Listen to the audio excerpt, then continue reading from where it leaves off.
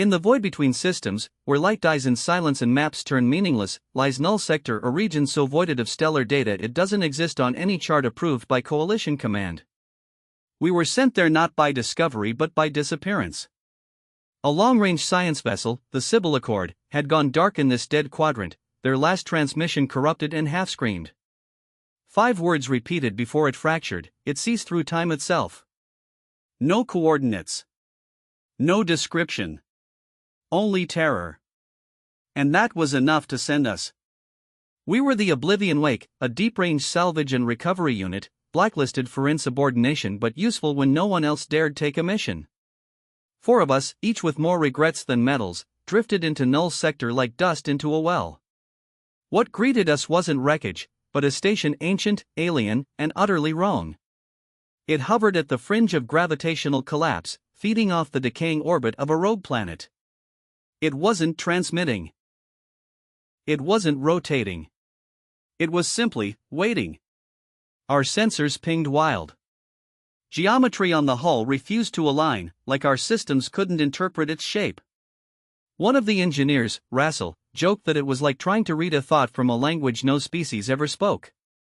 But no one laughed.